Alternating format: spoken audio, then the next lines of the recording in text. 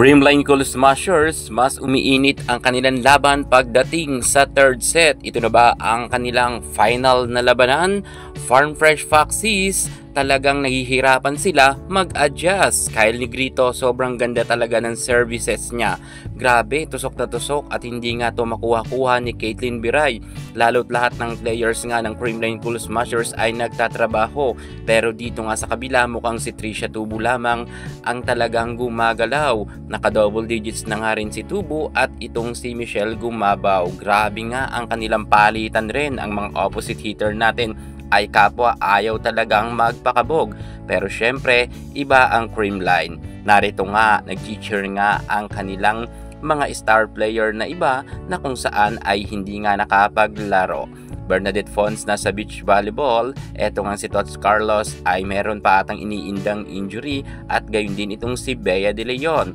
Gayunpaman kahit wala nga ang mga star players ng nasabi nating Creamline Cool Smashers, hindi pa rin nagbago ang lakas ng Creamline. Narito nga, nakapag-adjust na nga sila, hirap pa rin ang Farm Fresh.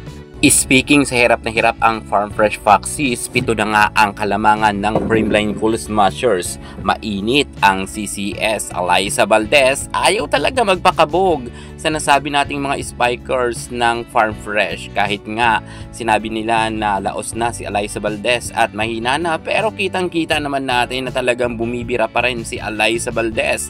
At kita natin na nag-back row attack pa ito at sure ball nga na naka-score si Alyssa. Trisha Tubo, walang katulong pagdating nga dito sa Farm Fresh dahil ma-error nga kahit itong si Biray at ma-error nga ang kanilang mga services ay lumalabas. Samantalang ang Creamline ay talagang chill na chill lang sila sa kanilang nilalaro. Mukha talagang wala ng pag-asa ang Farm Fresh dahil sa ganda ng laro ngayon ni Valdez. Actually, may laban sana ang Farm Fresh Foxes pero wala talaga kasing sumasabay kay Trisha Tubo. Kung kaya itong ang si Coach Lodi ay madalas nga magkaroon ng paalala sa kanila. Nika Celis, nag-alaram pa nga at nagpa-cute sa camera. Well, maganda naman talaga siya. Well, hindi rin dito nagpahuli si Loreline Bernardo. O diba, mga ka-sports, taray talaga ng ating mga bench warmer ng Creamline. Handa yan makipagpuksaan sa mga susunod pang games. Alyssa Valdez, nagtutuloy-tuloy sana ang kanilang magandang laro dahil nga sa kanilang malaking kalamangan. Pero syempre, Trisha Tubo, hindi nga rin nagpahuli at gustong-gusto nga nilang maipanalo ang third set dahil nga isang game na lang ay taob na nga sila at mag-goodbye na.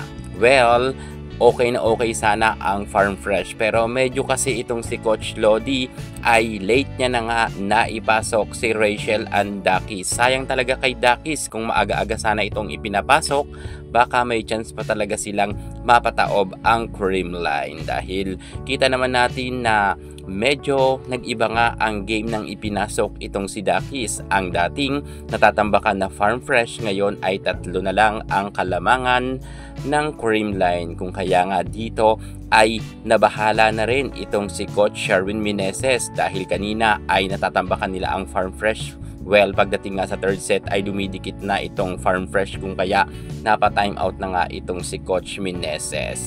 Pero syempre, ang Creamline pa rin ang magwawagi sapagkat iba talaga ang Creamline Cool Smashers di kalibre at 100% ay makikipagpuksaan na nga sila sa PLDT sa paparating na semifinals. Aabangan natin yan PLDT versus Creamline Cool Smashers. Congratulations, Creamline, panalo na nga sila. Sayang talaga kasi sobrang dikit nga ang laban, 24 at 26. Pumabor nga to sa CCS. Late talaga na ipasok si Dakis. Ewan ko ba kay Coach Lodi bakit late niya ipinasok si Rachel and Dakis. Veterana na yan at magaling. Well, dahil dyan ay pasok na sa banga ang CCS. Grabe talaga itong si Alyssa Valdez, Michelle Gumabaw, Gemma Galanza, wala pa talagang kupas. Kaya't abangan na lang natin ang CCS sa semifinals. Thank you so much. God bless.